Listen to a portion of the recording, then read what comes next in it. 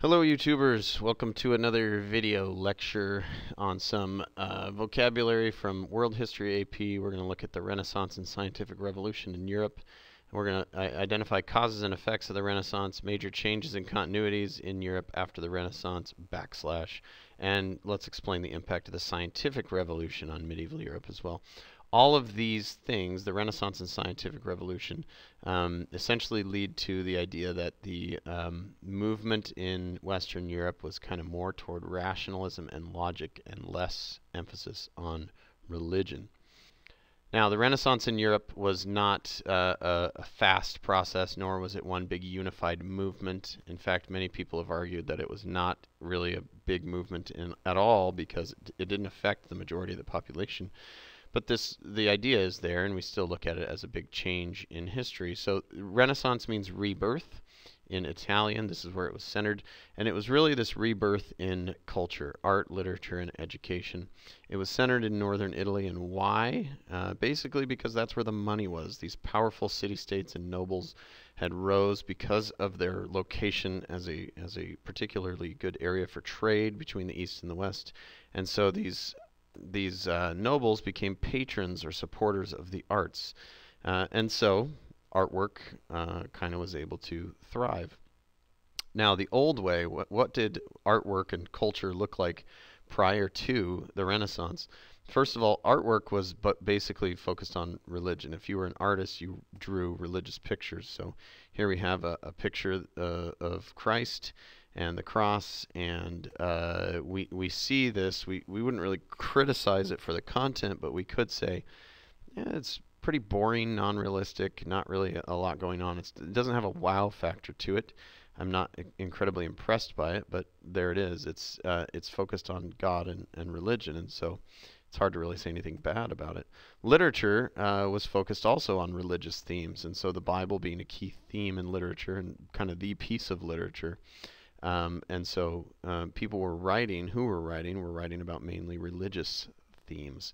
And in education, again, headed by the church, the only people who were really educated were educated by the Catholic Church. And so many people did not go into the sciences, and the scholasticism, which was kind of the marriage of religion and philosophy and logic was kind of the name of the game. A lot of people, as far as science went, basically kind of still had religious or superstitious or magic beliefs that a lot of what was scientific can only really be explained by God, which means it would never be explained by humans.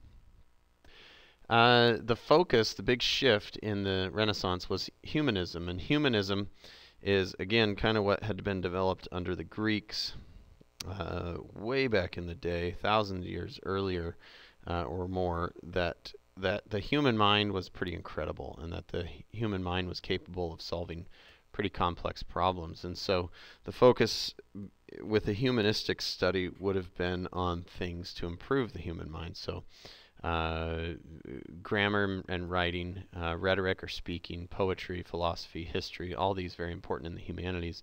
And the idea that somebody who is the perfect human had a well-rounded education, and that people could solve problems using logic and reasoning without relying on the old belief system. How do we still see this impacting at least Western education of the day? Well, high school students are forced to take a lot of different classes, a wide array of classes, and even college students. If you go to any kind of liberal arts school, you're going to be told to take particular classes as an undergraduate that you have to satisfy in order to show that you have knowledge beyond just your expert field of study. Hence, I, as a history major, had to take math and science classes, PE classes, art classes in order to get my degree. Artwork is kind of the big manifestation that what we see come out of the Renaissance, and part of this came about because of technical innovations which artists were practicing in. First of all, they became better at drawing with perspective, and so perspective is just showing that there's distance or depth within painting. Three-dimensionality was added to show some shading and realism to make paintings look a little more realistic and exciting. And so these that you see are all examples of kind of perspective, some shading in here, some three-dimensionality. We notice about these that they look more realistic, but they're basically the mind tricking the brain into believing that these paintings have some depth. So the one in the top right-hand corner here, we know that that little staircase and doorway at the end of this little room is a full-size staircase and doorway. We don't think, oh, this room is shrinking at the end. We just know that it's further away. And so our brain can trick us into believing 3D and real. I always like to look at medieval versus Renaissance art using my favorite video game character, Mario. And so here's Mario, the old school medieval Mario. He's two-dimensional. He's 8-bit. He's a plumber. He's Italian. He's got sweet overalls. And we can tell what he is, but he doesn't look incredibly realistic. Versus the huge shift that took place in Mario's life when we started to upgrade the technology. This is the new Mario, the Renaissance Mario. He is realistic. He's dynamic. He's got some shadings, some dimensionality to him that makes him look like a real character. So this is kind of the difference between medieval art and Renaissance art, where Renaissance art is where artists got better at what they did. So this shows one thing, that humans are cool. We can draw better and we can do things without necessarily the help of God. Although many people would claim this help comes from God. Here's Mario's world in the original medieval world of Mario. Here's Mario's world post Renaissance. This is where we see that his world becomes much more real. We've got depth. We've got some realistic shading and backgrounds, and everything kind of looks better, acts more like real life. So also, if you're not into video games, here's a medieval pony versus a Renaissance pony. The depth and realism, and it's exciting.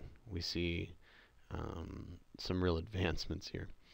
Although I'm not sure, and I'm not a big My Little Pony guy, but where or how this pony uses that sword. So, because I don't see hands, so unless it uses its mouth, somebody maybe can tell me how that works in the comments below. Paintings in the Renaissance, the focus became less on God and more on people. Selfies, essentially. People didn't want to paint. They already had scenes of religion maybe in their houses, but they wanted scenes of their family and themselves. And so while religious scenes were still very popular during the Renaissance, the church was a major patron of the arts. People started painting pictures of themselves. So I will use some examples of the Ninja Turtles, Raphael, Donatello, Michelangelo, and Leonardo, to talk about some of the artwork that was produced during the Renaissance. I could use a lot more artists, but these are the ones that I know because I like the Ninja Turtles. So Raphael was a painter primarily, and was a really good painter, and so known for his use of lighting to create depth and to create paintings that were essentially perfect. We see that one of his most famous paintings here is a woman with a veil, and she looks realistic, especially compared to the older paintings that I showed you earlier. She's got the skin is many different tones with shades. We have some very fine detailing done on not only her face but also on the clothing that she's wearing. So some more paintings by Raphael. We have a woman and her children. We have a marriage scene. What we see here is the use of perspective, depth, and lighting in order to create a more dynamic and realistic painting. Here's Raphael, the Ninja Turtle. He's my personal favorite. Sculpture. First of all, artists started to become better at sculpting because they started to study anatomy more to create more realistic bodies, and then worked on their craft of creating clothing. Donatello was a major sculptor during this time period. He made this sculpture of David in bronze. I covered up the private parts there, but you get the idea. A realistic looking sculpture here. through some of his others. This is some of his relief work in a church. We see this is again religious scenes.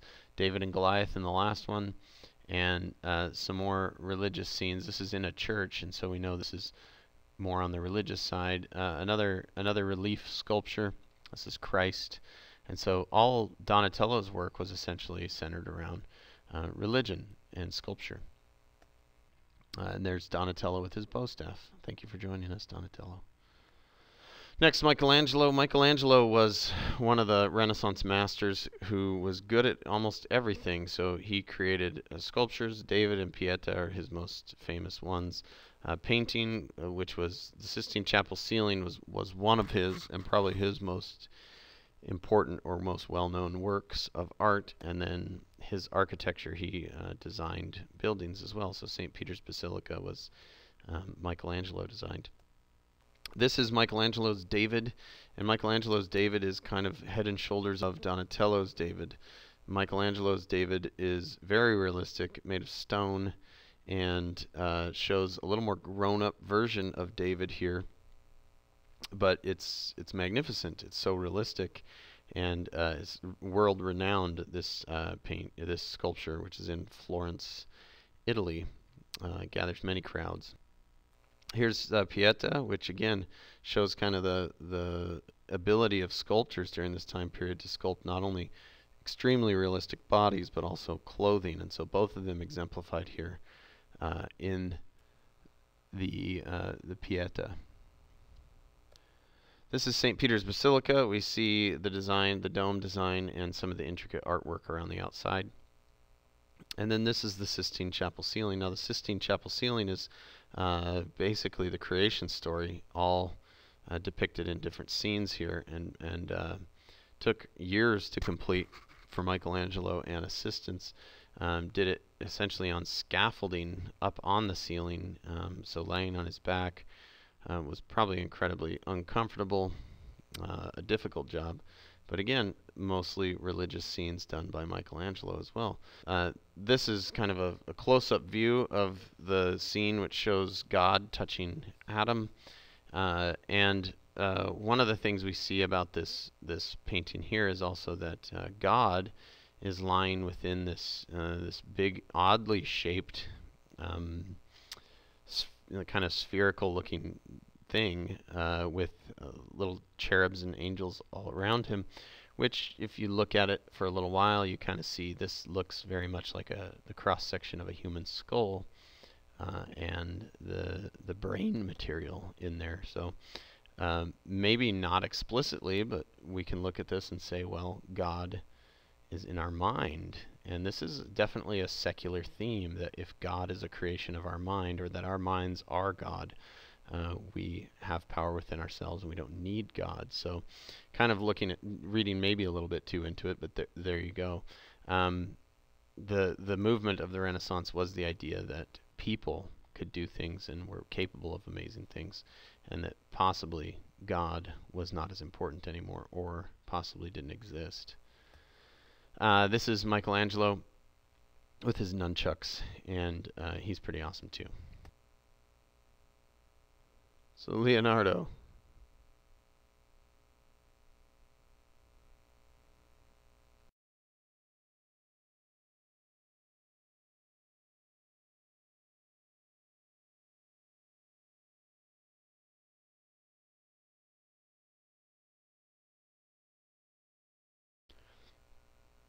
So the Mona Lisa, kind of a big discussion piece. What makes the Mona Lisa so distinctive or so enchanting to viewers? At first glance, it's a relatively simple painting. It's a woman staring at you. Not overly attractive, not extremely exciting, kind of a bemused look upon her face. And the more people gaze upon the Mona Lisa, the more she kind of enchants them. So, and you start to notice some things as well. So first off, you might notice there are no eyebrows on the Mona Lisa. She also has a very cryptic look on her face. Is she smiling? Does she look angry? Is she sad? Is she happy? What is she? She's got kind of a strange look on her face. Eyebrows are said to carry a lot of emotion in them, and so possibly Leonardo left these eyebrows out in order to create this look, this unemotional but every emotional look in the Mona Lisa. So the longer you stare at her, the longer she stares right back at you. She's looking at you in the eye no matter where you go. She's following you kind of around the room, staring at you. And it's said that kind of whatever mood that you're in, that's the mood that the Mona Lisa is in as well, because you project that mood onto her. So if you're feeling extremely happy, excited, she might be sharing that with you with a little bit of happiness. If you're upset, if you're angry, she might have a little bit of a darker side to her. Or maybe I'm just reading too much into it. Also, the background here is very strange. It almost looks like the exact same scene. On the right-hand side, we have looking up at a little bit of a river and a lake there. And if you look at the left-hand side, again, it's kind of a river and a lake, but you're looking at it from a different perspective. The horizons don't quite match up from left to right. It's hard to imagine what might actually be back behind her if we were to take her out of this painting. So very kind of confusing and interesting painting that Leonardo has left us. Definitely his most famous.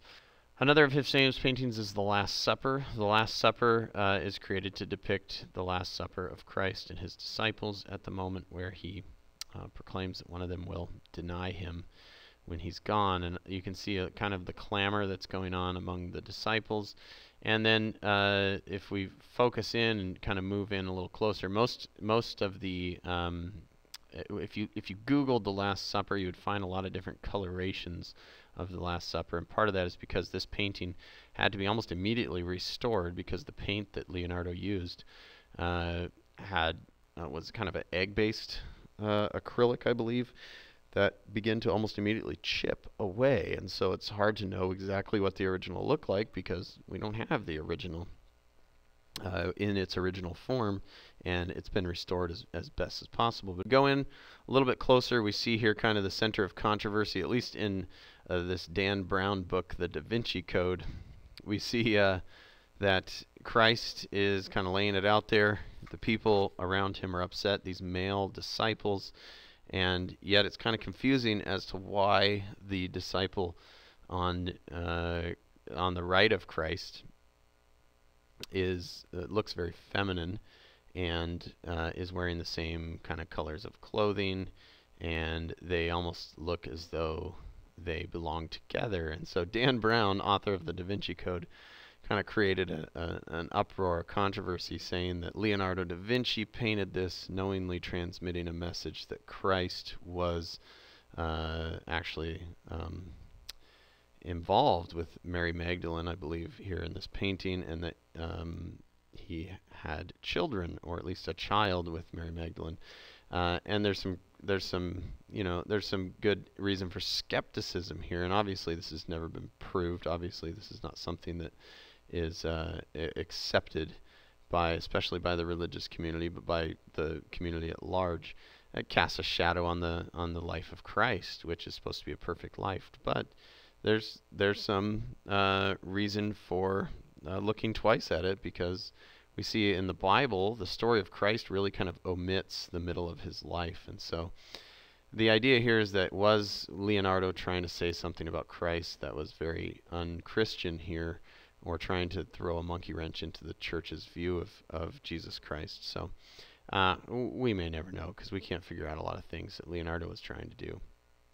But it created controversy. Even now, when the Da Vinci Code, a lot of the controversy has died down in recent times, but that is still there. Religious scholars and secular scholars both look back at the life of Christ with enormous interest. Here is some of just his sketches. Very interested in human anatomy, trying to figure out how humans are put together. Animal anatomy as well. Like to look at dead bodies, cut them open, and look at what was inside. Very interested in human anatomy. Liked bone structure. Was very interested in trying to find out how humans could fly. Wanted to figure out a flying machine that could be used by humans. And again, he was not in a time of the Industrial Revolution, and so this is pre-industrialism. He had no engine to fly these things. He would have had to use human power, essentially, in order to create a flying device. You could tell that his flying devices were all built around the idea of simulating nature flight, which is to flap the wings, not to have fixed wings. Because again, he said, how else could we create that kind of power to get flight? He created some other machines which have been used in warfare. Very interested in creating wings that moved and flew. Created kind of early versions of a parachute, a helicopter, and was just kind of a man before his time, because a lot of the stuff that he envisioned would later become reality, but it would take another few hundred years before that would actually happen. So here's the Mona Lisa. Here's a picture of a self-portrait of Leonardo da Vinci. Some people claim that was da Vinci painting himself as a younger man, as a woman, and you can look at the look of pride on the Mona Lisa's face as she holds onto her Ninja Turtle, Leonardo. And look how proud she is of that Ninja Turtle. So happy to have that Ninja Turtle perched right on her arm. All right, let's talk science. No, let's not. Let's talk about writers. The writers of the Renaissance also moved on to different themes. Love and pride became major themes in the Renaissance. Topics such as society and politics also were favorites of Renaissance writers. Probably one of the most famous political writers was Machiavelli, who wrote The Prince, which was essentially the way to rule, a guidebook for being a political leader. Kind of his thesis was strike fear into the hearts of the people, because then they'll do what you say.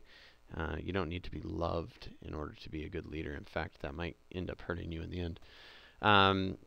Machiavelli was an Italian. Shakespeare was a Brit who wrote a lot of plays, and a lot of his plays had lasting power because their themes are so universal.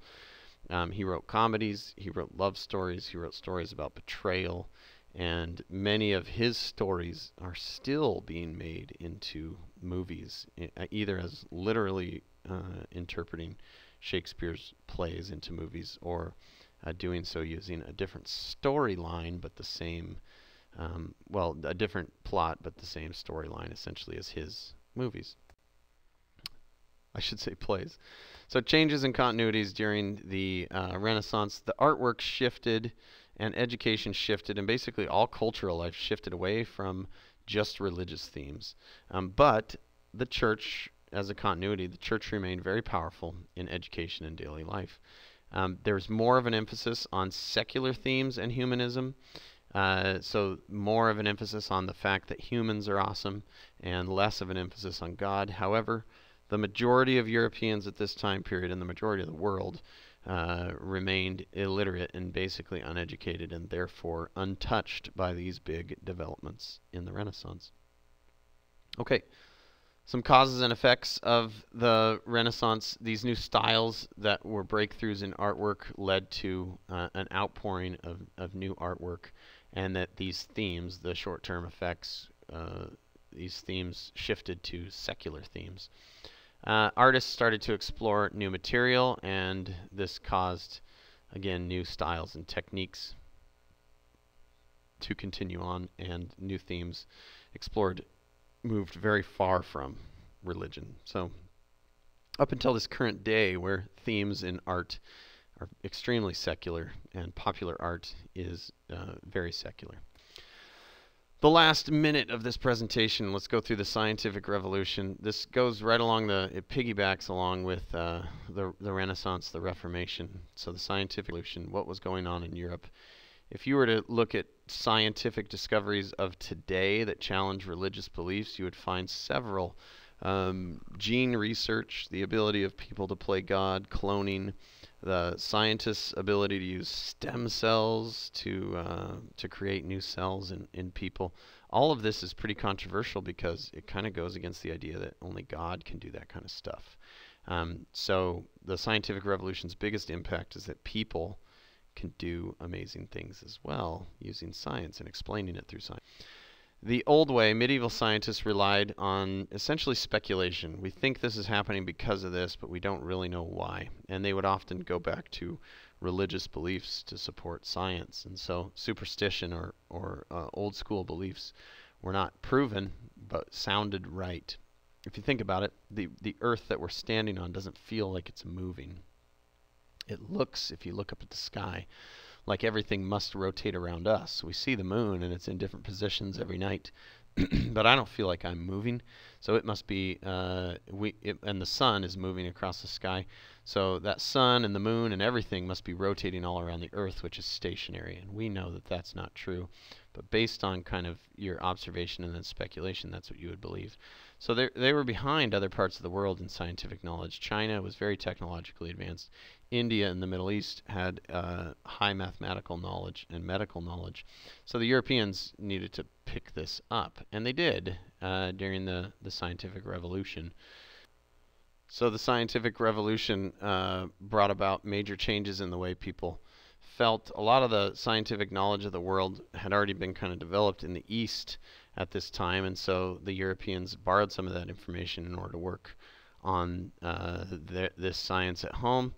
And scientists, instead of just speculating on things, began to observe and experiment, and therefore create experiments that were repeatable, that they could determine now what made things work.